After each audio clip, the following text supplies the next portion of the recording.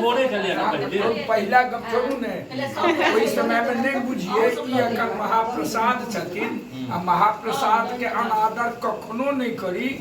पात साफ क के एक एकटा दाना भोजन करी। अच्छा पहिलका लोग सब जो कहे छलखिन है जे सासुर जइयो बौआ एतबो छोड़ दियो प्रतिष्ठो नहीं खा लियो तो गलत चलिया। हां अरे पहिलका कई द्वारे छलखिन ना कि ने एक एक आदमी 2.5 किलो खाई लगा। आई रक्षाबंधन है और हमारी सबसे जेठ बहिनो है भैया बहिन सब एले त राखी बंधेलकै ई की करऽ लेलखिन है रक्षाबंधन में त सासुर लोक नहीं अबै छै कथि ले हां हां हम लौटल चलो हैं हमहू गेल चलो बहिन के होटल लौटल चलो हैं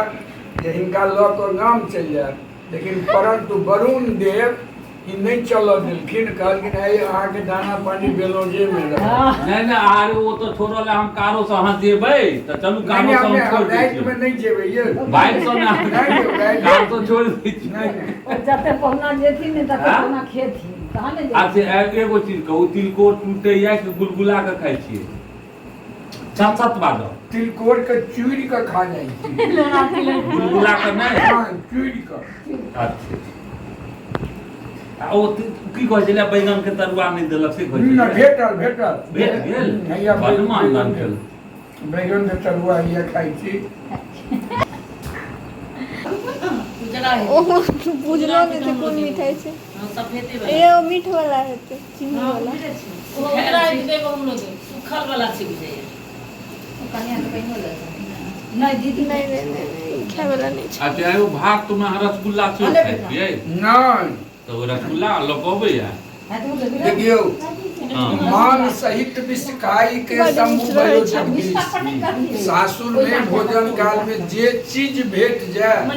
ग्रहण करी नहीं तो पहले लोग कहै छले छोड़े छै सासुर में एतेक छोड़े छै अहाँ त नहीं अहाँ प्रतिष्ठो कहै छलिया जे अगर एतेक नहीं छोड़बै त प्रतिष्ठो बेच हां नहीं सरकारी महाप्रसाद छै एतेक छोड़े छलिया ना पहले पहला गप छोड़ू ने ओई समय में नहीं बुझिए कि अखन महाप्रसाद छथिन आ महाप्रसाद के अनादर कखनो नहीं करी। पात साफ क के एक एकटा दाना भोजन करी। अच्छा पहिलका लोग सब जो कहे छलखिन है जे सासुर जइयो बौआ एतबो छोड़ दियो प्रतिष्ठो नहीं खा लियो तो गलत चलिया।